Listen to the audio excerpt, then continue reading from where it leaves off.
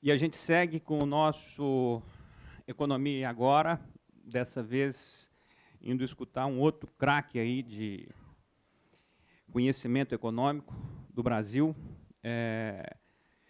Certamente uma das pessoas que melhor falam, melhor comunicam aquilo que realmente acredita dentro da realidade econômica brasileira. Visão na pandemia, oportunidades, obstáculos e potenciais brasileiros. Paulo Rabelo de Castro é graduado em Direito e Economia e PhD pela Universidade de Chicago. Ele é escritor, palestrante, consultor e professor. Economista visionário, premiado, presidiu o IBGE e o BNDES. É fundador do Atlântico, que define como Instituto de Ação Cidadã, coordenador do Movimento Brasil Eficiente. Foi candidato a vice-presidente na chapa do senador Álvaro Dias, autor de O Mito do Governo Grátis, dentre outros sucessos editoriais. É fundador e sócio da RC Consultores, com expertise em consultoria de indicadores setoriais e macroeconômicos. O Paulo Rabelo certamente é uma das figuras mais expoentes da economia que a gente tem no país. Recentemente esteve como presidente do Banco Nacional de Desenvolvimento Social, Econômico e Social, BNDES, também passou pela presidência do IBGE, mas, sobretudo, é um cara completamente envolvido, dedicado a ver o Brasil se desenvolver, a ver o Brasil crescer. E ele participa disso ativamente, provocando, instruindo e fazendo com que a gente enxergue caminhos melhores. Muito obrigado pela presença conosco de novo, meu caro Paulo Rabelo de Castro.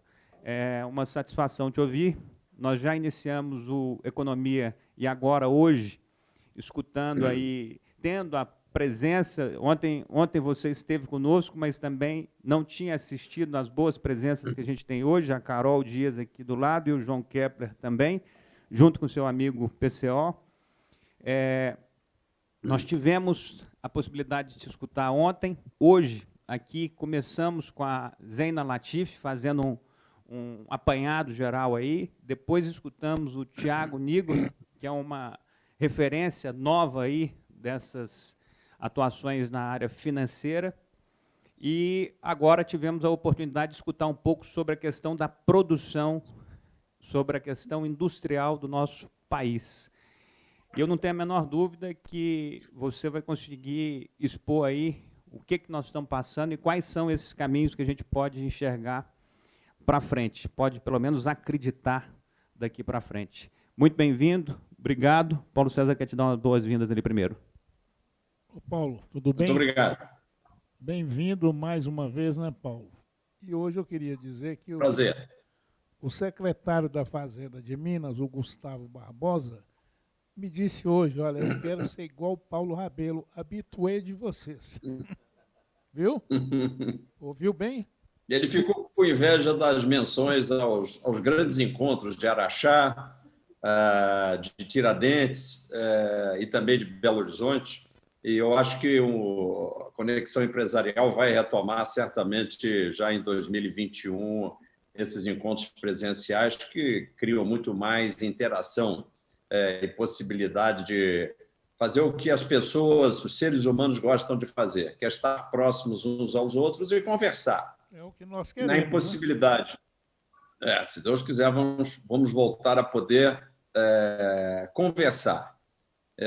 E eu tenho um prazer muito grande, mais uma vez, cumprimentando a todos que nos acompanham aí, e nas pessoas, especialmente da Carol e do João.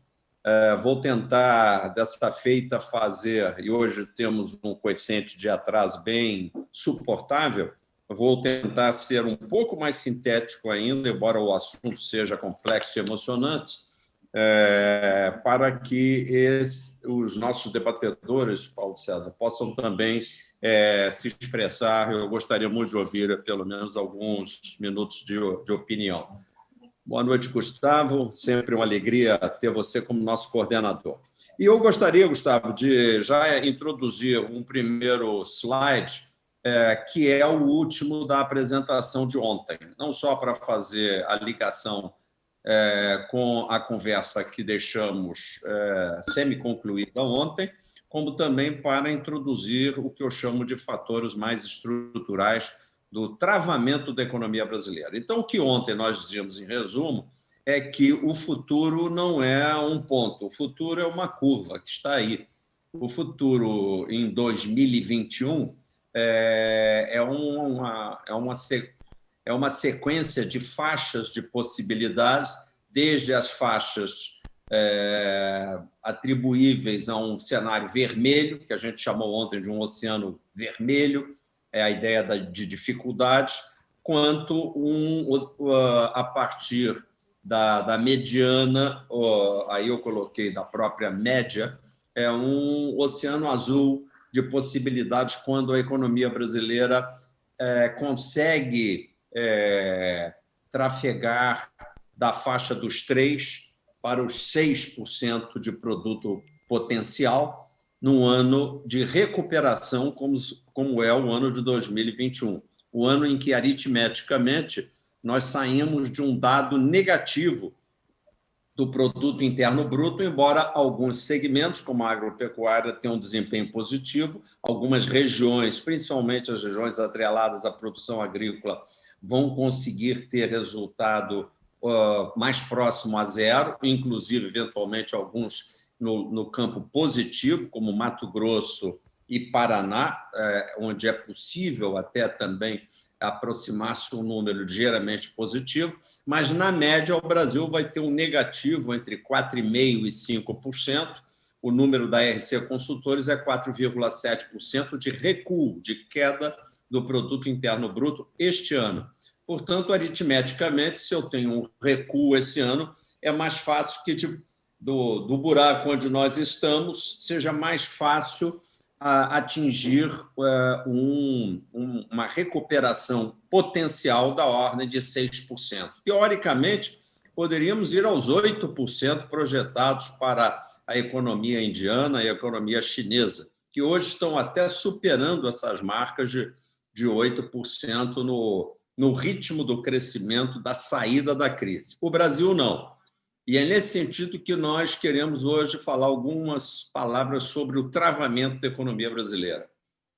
Os fatores de retração que estão espelhados aí não são associados aos segmentos produtivos. O Brasil é um país curioso. Se vocês observarem aí a lista dos fatores de impulsão que estão no lado direito do gráfico que nós estamos apresentando, vão ler aí setor agropecuário, produção industrial, que está muito positiva, com o câmbio super favorável à competitividade industrial, a construção civil, que com uma taxa de juros historicamente baixa, muito baixa, a mais baixa de todos os tempos, 2%, praticamente empurrou todos os poupadores a buscar ativos reais e, obviamente, trocar posições em ativos financeiros por alguma compra de um imóvel, e, portanto, isso estimulou e está esquentando o mercado da construção civil e até o setor de serviços, que, assim que tivermos a vacina, tenderá a uma recuperação. Olhando para o Brasil que produz, 2021, eu diria que seria entre ótimo e sensacional, entre 6% de crescimento e 8%. Então, o que é que pega? Ainda ontem, o ministro Guedes, dando uma palestra, fez um pronunciamento dizendo que, se não fizermos besteira, vamos poder crescer entre 3% e 4% no ano que vem. Olhem a declaração, sem um tom de crítica, mas quando o ministro da Economia, todo-poderoso ministro Paulo Guedes, diz que o Brasil pode crescer entre 3% e 4%, que não chega a repor a queda de quase 5% deste ano, significa que a gente não vai conseguir nem zerar as perdas de 2020, isso se não fizermos besteira. Ele não foi claro a respeito de quem faria essa besteira. Eu posso ajudá-lo. Não é o setor agropecuário que está fazendo besteira. Não são os empresários industriais que estão fazendo besteira, não são os micro e pequenos empresários que conseguiram se safar do morticínio de quase 700 mil estabelecimentos que encerraram definitivamente suas atividades, segundo o IBGE. Não são esses que estão fazendo besteira. Então, quem está fazendo besteira? Vamos olhar os fatores de retração que estão do lado esquerdo nomeados e vamos verificar que são exatamente isso, uma restrição fiscal e investimentos muito baixos. O investimento baixo ele não é por conta de taxa de juros baixa, porque a taxa de juros, historicamente, a 2%, convoca investimentos em avalanche. É isso que deveria estar acontecendo. Isso não está, é porque o elemento invisível que provoca a decisão de investir por parte das empresas não está presente, que é a confiança na política econômica muito mal definida. A frase de um ministro da Economia, Gustavo, 3% a 4% podemos crescer se não fizermos besteira, e sem dizer categoricamente, pode até usar a palavra gíria, besteira, ele gosta de ser engraçado, embora já tenha perdido a graça há muito tempo, mas explicite qual é a besteira. A besteira seria, por exemplo, romper o teto de gastos. A besteira seria estabelecer uma política econômica que permite a sucção fiscal. O que é a sucção fiscal? É a tradução do inglês do chamado crowding out, que é aquele processo de enxugamento dos recursos do setor privado para o financiamento do setor público de modo não inflacionário. Quando o governo gasta muito mais do que arrecada, faz um déficit primário expressivo, ele tem que ir buscar ou na emissão de moeda inflacionária ou no aumento do endividamento inflacionário em termos de passivo exigível do futuro, das futuras gerações, de alguma forma, ou através de impostos, que é a forma mais clássica de sugar, não é? E o que tem um limite, e o nosso palestrante anterior falava justamente da necessidade absoluta de uma reforma tributária que não seja para sugar mais, embora o ministro esteja sempre falando um novo imposto, e, portanto, o conceito dele de reforma tributária passa longe do processo de simplificação, de estender a mão para o contribuinte, não é de cobrar menos, mas de cobrar com mais justiça, com mais equidade, de cobrar mais de quem tem efetiva capacidade contributiva. Nada disso está no discurso oficial, mas está a criação de um novo imposto digital 0,15 sobre o Pix, o que é um verdadeiro absurdo, porque vai matar esse instrumento recém-instituído pelo Banco Central. Então, vejam bem, sucção fiscal é o nome do jogo que a economia brasileira, desde há muitos anos, e aí não é só uma culpa dessa administração, pelo contrário, a culpa dessa administração é não ter sido aquilo que prometeu ser.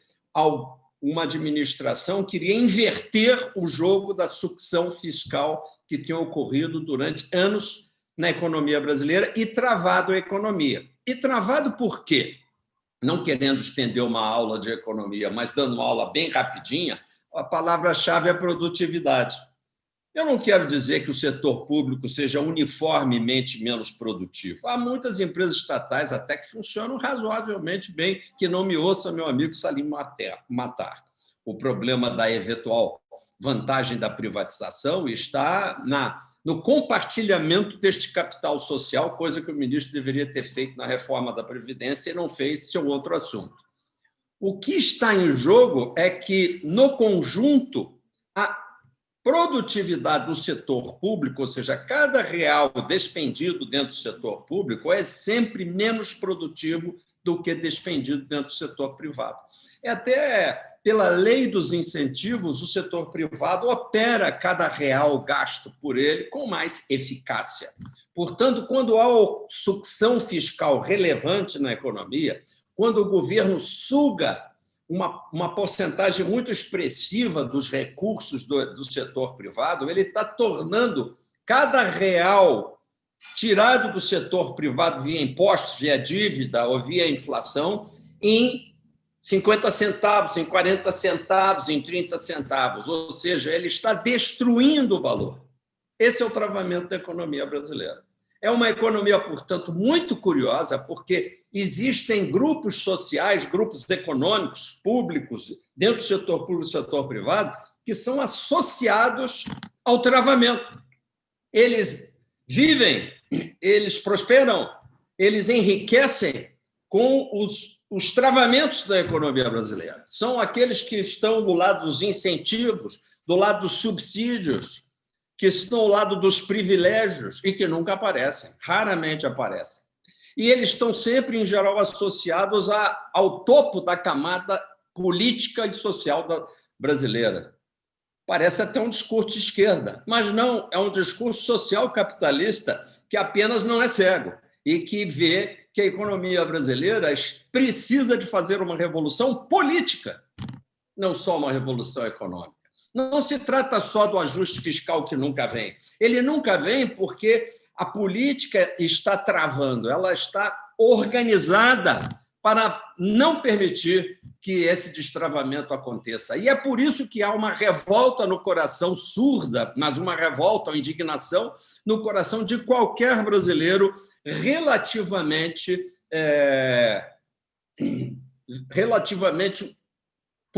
possuidor de algum esclarecimento. E são milhões de brasileiros, mesmo aqueles com baixo grau de instrução, que percebem que estão sendo sugados. Essa sucção, portanto, tem cara, e eu vou mostrar no próximo slide, já a título de concluir o argumento de por que a gente está crescendo em 2021 cerca de 3% e não 7% ou 8%. Olhem bem esse gráfico. Eu quero que vocês curtam esse gráfico. Né? As contas públicas brasileiras estão aí espelhadas.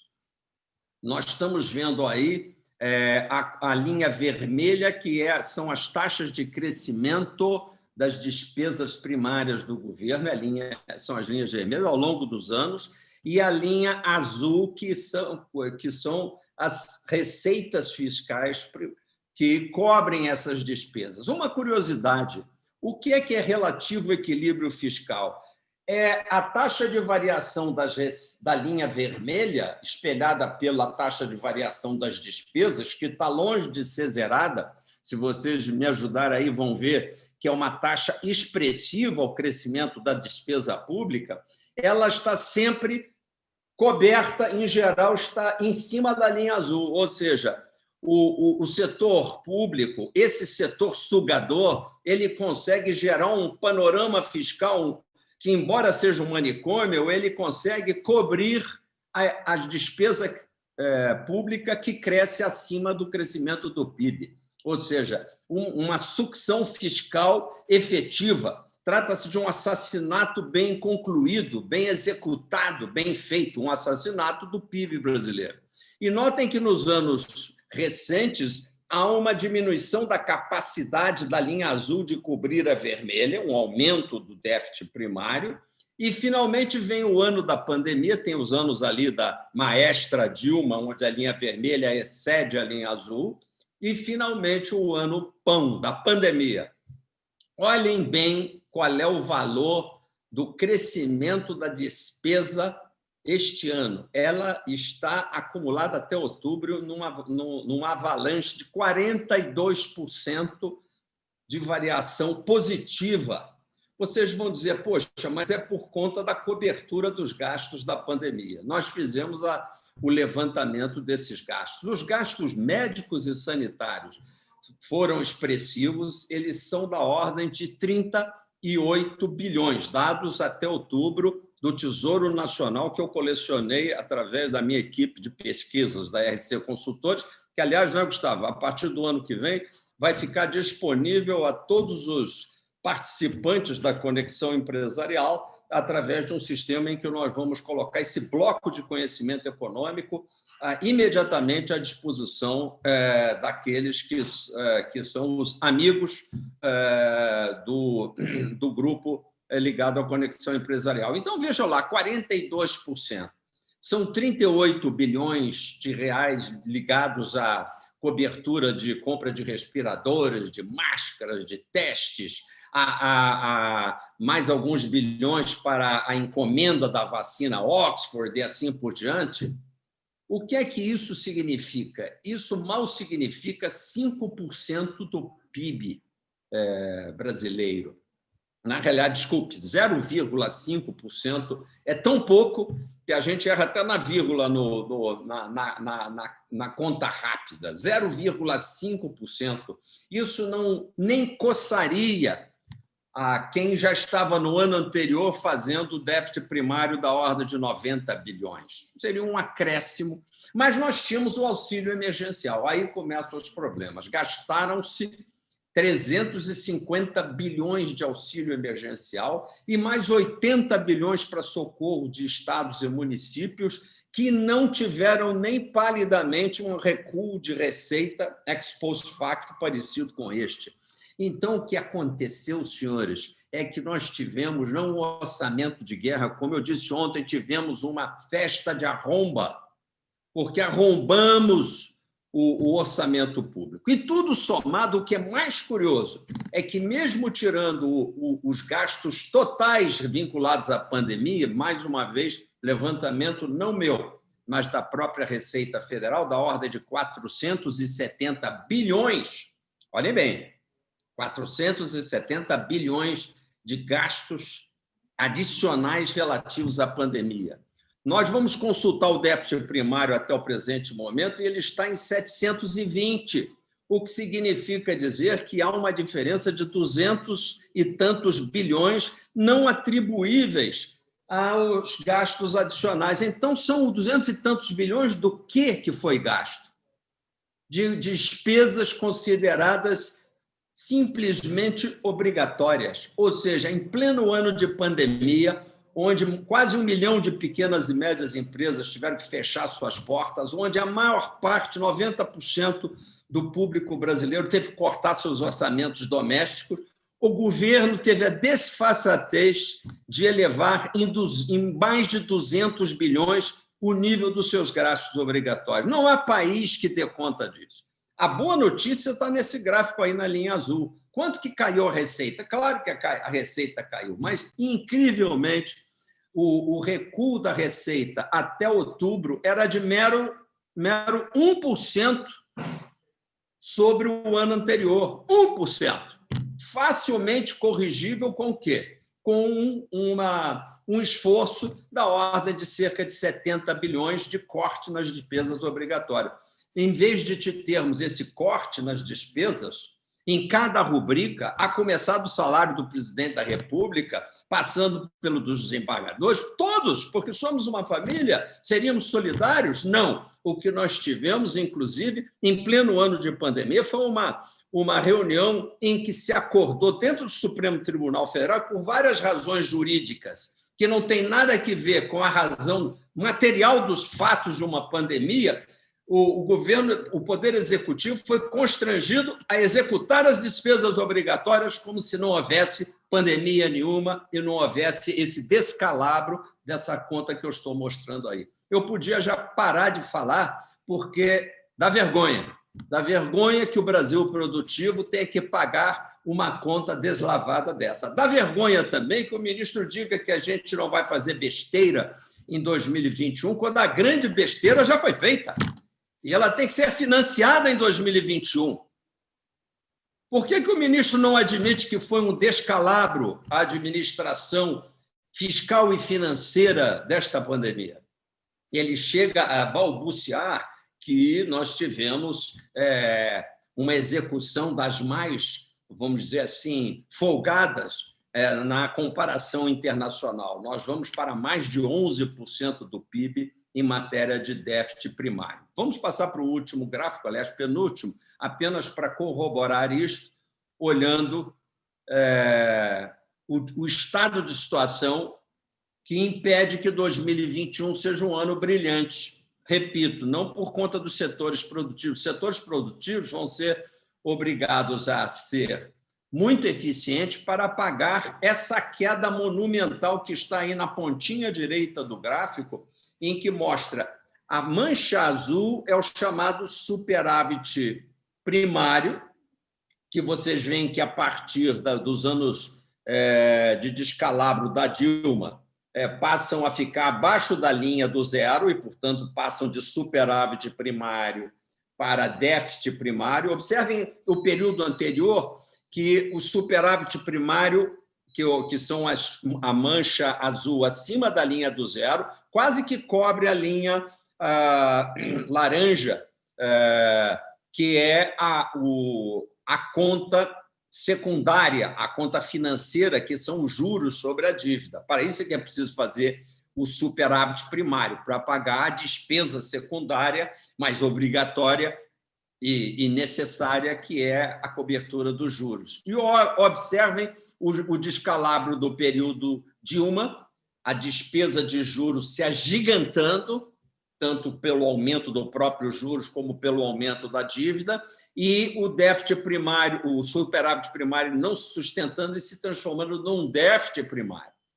Mas, comparado com o que aconteceu no ano de 2020, e não me digam que o coronavírus, esse traiçoeiro vírus, ele é o responsável por isto, porque o vírus só responde por 5% deste gráfico. 5% deste gráfico. O resto todo é o descalabro fiscal e financeiro dos privilegiados que se acobertam por baixo da pandemia para torturar e apequenar o Brasil. Vocês vejam que a queda, na realidade, o volume de déficit primário deixa o período do déficit dilmesco empalidecer. E, obviamente, embora a parte dos juros não aumente, porque o juro nominal caiu muito, ele ainda é um encargo financeiro absolutamente expressivo, o que nos leva a quase 15% de déficit nominal, um déficit monumental. Tenho muita vergonha também de ter lido ainda nesta semana, não vou citar o nome do personagem porque me envergonha, que a profissão do economista ainda tenha profissionais que, quando perguntados se a dívida chegando a 100% do PIB é um problema pelo jornalista, esse sujeito que ganha uma página inteira do mais expressivo jornal brasileiro responde: não, isto não é um problema. Isto não é um problema. Então, eu deixo esse não problema para vocês refletirem, já concluindo, dizendo que, diante disso, não é por outra que o gráfico final, que é o gráfico de emprego, ele, embora esteja apresentando uma recuperação que o ministro, podem botar aí o último gráfico, comemora, que são os empregos formais voltando, é aquela puxadinha final ali da linha azul. É uma pena, porque essa puxadinha ela nem recupera o ponto dos empregos formais que estavam ali numa gradual recuperação da queda provocada pelo período da crise dilmesca. Vínhamos numa muito gradual recuperação quando caímos ainda mais para 37 milhões de pessoal ocupado com carteira assinada, e vocês observem que acrescentamos 1 milhão, o que não é pouco. O ministro tem razão de comemorar que pelo menos é alguma coisa, mas é muito, muito menos do que os quase 13 milhões de postos de trabalho entre mercado informal, que é maior do que o formal, não está nesse gráfico, os micro e pequenos empresários, que são milhões, que foram autodesempregados, não estão nesse gráfico, aqueles que trabalham por conta própria, o que é sintoma também daqueles que trafegam para dentro e para fora da força de trabalho, as mães de família, os trabalhadores bissextos e assim por diante. Um imenso país de 210 milhões de pessoas esperando incentivos para produzir, não para ser assistidos, como estamos nos acostumando a ser neste país que virou o país dos assistidos, ao invés de ser os países dos trabalhadores que enriquecem e que participam do capital social brasileiro de forma justa, de forma integrativa, e você não precisa ser nenhum esquerdista para dizer que o que falta no Brasil é mais equidade na distribuição, não só da renda, mas principalmente do muito mal distribuído capital nacional. Meu caro Paulo, muito obrigado pela exposição aí sobre a sua reflexão, os seus pontos de vista sobre esse momento aí, essa realidade econômica nossa. Vou dar a largada aqui com o meu caro João Kepler. João, se você não o conhece, é um dos principais investidores anjo do país, voltado para fomentar, para articular essa grande rede de inovação, digitalização e de transformação que a gente está tendo a partir da tecnologia e das inovações. Paulo, isso é bom. Isso significa ter muito mais gente virando capitalista. Parabéns. Exatamente. Trabalhando na produção com empreendedores, né? É exatamente o que você acabou de falar. Nós temos que ser um país dos empreendedores e não dos com assistencialismo, como você disse. Mas a minha provocação é outra. Não é na linha da inovação. A minha provocação é que deu Biden. Né? E aí... tá certo. Deu Biden. E eu queria saber o agronegócio, como é que fica o Itamaraty, como é que ficam essas relações com os Estados Unidos e Brasil. Vamos ter mudança de ministros aí para ter uma relação mais próxima. Algumas pessoas do agronegócio comemoraram, outros, enfim. Eu queria entender o que você pensa sobre isso e o que você está projetando aí para o futuro nessas relações. Acrescentando a fala do João, ontem nós tivemos 2 convidados aqui que mencionaram exatamente o que ele colocou. Um foi o superintendente do Senar, que é a federação, está associada à Federação de Agronegócio de Minas. Ele colocou que com essa... E o outro foi o Mário Campos, da CIAMIG, que é a associação que agrupa os produtores de cana-de-açúcar, etanol, cana-de-açúcar, né? Produz açúcar, álcool e outros derivados. Os dois citaram a questão do Biden e citaram a questão da perspectiva do governo americano exigir maiores compromissos em relação à sustentabilidade, que isso, obviamente, impacta na economia, na produção, no custo de produção, etc., etc. Eu só queria fazer esse adendo ao que o João falou, citando que 2 convidados ontem falaram sobre essa nova perspectiva dos Estados Unidos a partir da vitória do Biden. Tá bom. Isso é uma palestra, só que, João, não vou dar essa palestra não hoje. Gostaria muito, porque o tema é fascinante, mas vou tentar resumir em 3 linhas. A primeira para dar uma má notícia e a segunda e depois a terceira para falar sobre a boa notícia. A má notícia, que tem que ser balizadora do raciocínio a respeito de Biden, é fazer uma pergunta para trás. O que é que nós, Brasil, ganhamos com a administração Trump em termos agrícolas? Resposta: nada.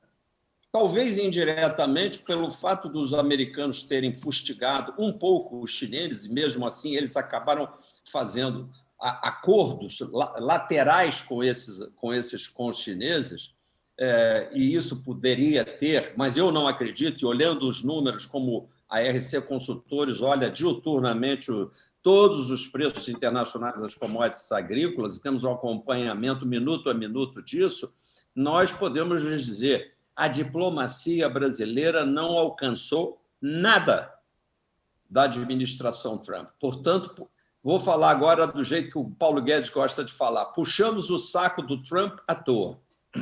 Isso para dizer pouco. Portanto, vamos agora para a segunda notícia com um lema. Um país não tem exatamente amigos, ele tem interesses que são formados através de um processo de construção do chamado poder nacional. Parece até que é um militar do Estado-Maior que está falando, mas não. É algo que pouco se fala no Brasil, mas tem que ser falado em alto e bom som. O Brasil só é do tamanho que tem porque havia pessoas no nosso passado, como se fabricavam pessoas com visão de Brasil, e estou realmente provocando a atual geração moleza, nossa, e nela me incluo, que não é capaz mais de pensar no poder nacional e na projeção desse poder. E é por causa disso que o Brasil tem o tamanho que tem as fronteiras que tem até os desafios de preservação da Amazônia, que originariamente não eram brasileiras, não pertenciam a Portugal, e por conta da visão de poder nacional, primeiro do pequeno, grande país que é Portugal, e depois por conta da tradição de grandes estadistas brasileiros, nós mantivemos esses interesses. Acho que o Itamaraty não defende bem esses interesses. Eu não sei nem mais que interesses são esses. É uma vergonha. Agora, isso é um problema para o Jair Bolsonaro, nosso presidente. Ele é que forma a equipe. Se eu tivesse ganho a eleição com meu parceiro Álvaro Dias, nós saberíamos muito bem quem colocar no Itamaraty, faríamos uma política de interesse nacional. E, obviamente, o interesse nacional de um país como o Brasil está, obviamente, em verificar qual é o consenso planetário, quais são os consensos. O consenso é verde? Então, temos que manter o trabalho que, de fato, o Brasil tem feito melhor do que qualquer outro país, pode-se dizer. E eu digo isso não porque eu estou fazendo um discursinho político aqui na Conexão Empresarial, é porque eu vou fazer uma revelação que não é uma indiscrição, porque ela ocorreu publicamente, só que não foi contada. Eu fui chamado pelo embaixador da Noruega, que é o principal financiador do Fundo Amazônia, que é um fundo 90% da Noruega, 10% da Alemanha, um fundo onde não existe earmarkings, ou seja, a Noruega nem a Alemanha pedem nada especial, não tem espiões noruegueses nem alemães em solo amazônico para levar os nossos aromas, as nossas ervas, nenhuma dessas bobagens. Simplesmente é dinheiro para trabalhar o conceito de uma economia verde, de uma preservação. E eu fui chamado para um distinto almoço na Embaixada da Noruega, enquanto eu era presidente do BNDES, para homenagear-se o BNDES, não a figura do Paulo Rabelo, que recebeu a homenagem pelo coletivo BNDES, por ser considerado pela Noruega um exemplo de absoluta excelência na administração e gestão do Fundo Amazônia, de acordo com os parâmetros oficialmente formulados no tratado entre Brasil, Noruega e Alemanha. O que significa dizer que o BNDES tinha e tem toda a expertise necessária para colocar-nos a nós todos no topo da excelência do planejamento. E isso é que foi feito. Liberamos a verba de proteção, as verbas de supervisionamento, as verbas de valorização do homem amazônico, etc., etc. Tudo isso em consenso com a expansão gradual, bem bolada, bem pensada da fronteira amazônica. Gradual e bastante gradual mesmo, lenta, porque o Brasil tem áreas no Cerrado que são mais do que suficientes para ampliar a franja de crescimento que é exigida do Brasil e será exigida como principal supridor mundial dos próximos anos.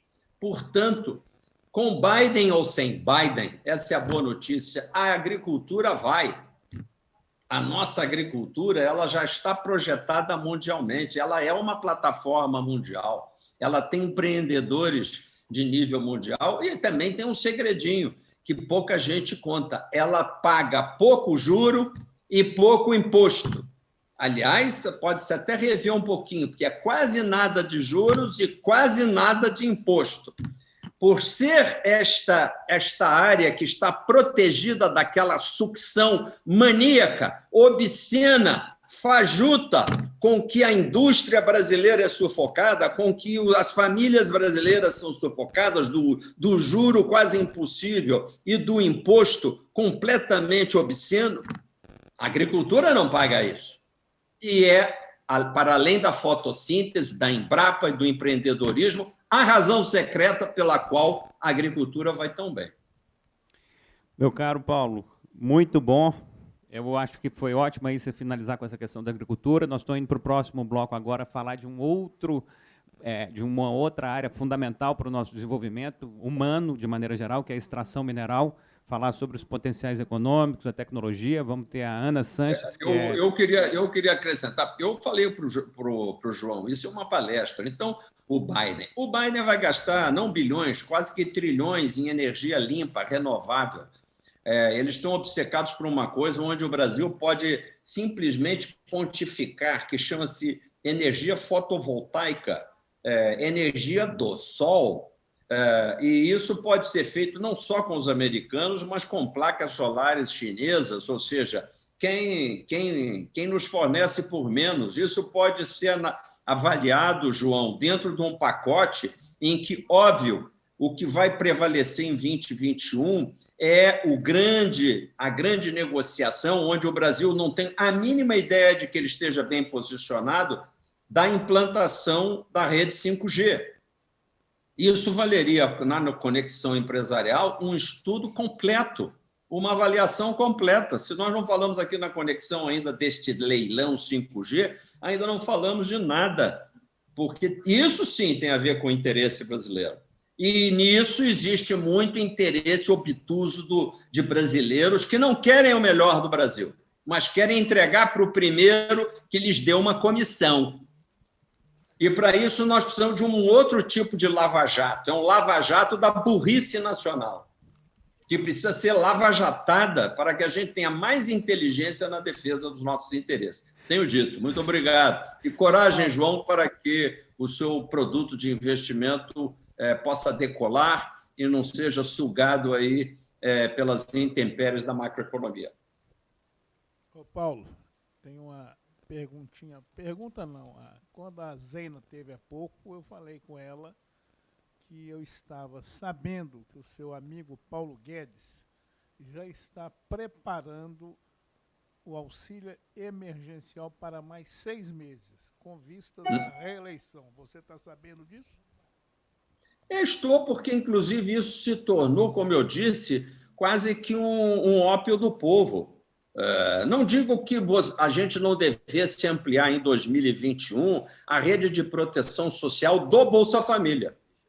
Em 2021, o que nós temos que produzir, antes de mais nada, são empregos produtivos através de crédito. Eu não pude mostrar os dados de crédito, são vergonhosos, porque o setor bancário empossou os 200 bilhões liberados do recolhimento compulsório, estão entesourados nos principais bancos. Os bancos públicos nada fizeram, chegaram a reduzir o quantitativo total de crédito acumulado até setembro, uma vergonha. Enquanto isso, enquanto empregos produtivos estão sendo destruídos aos milhões, nós estamos reproduzindo o ópio da assistência, que é sempre, no caso, muito mal distribuída. É uma assistência pequena, uma assistência que não resolve grandes coisas. Estamos acostumando o brasileiro a viver de modo pequeno, a pensar em 250 pratas, ao invés de pensar num salário de 2.500, em pensar em treinamento, aumento da sua própria produtividade, em desafio. Nós somos uma vergonha, viramos um país de pedintes, um país que não é que tenha medo só do coronavírus, nós temos medo do futuro. Me desculpem o desabafo, mas é que eu vejo muita porcaria sendo falada e a conexão empresarial é um espaço de liberdade e vejo também que, por falar em liberdade, aqueles que se propuseram a fazer uma revolução liberal, a verdade é que não fizeram a revolução antiliberal, da dependência assistencial. E muito me estranha o ministro Guedes não se insurgir e pedir o boné, porque, muitas vezes, a maneira de mostrar o seu desentendimento com uma situação é deixar o espaço livre para que o Brasil possa se virar de uma outra forma. Mas a vaidade dele não deixa, né? Meu caro Paulo, muito obrigado. Isso aí é julgar alguém que não está aqui presente. Não devemos fazer isso. Muito obrigado, Paulo. Vamos seguir para o próximo bloco agora para falar sobre mineração. Obrigado. E a gente vai se falando.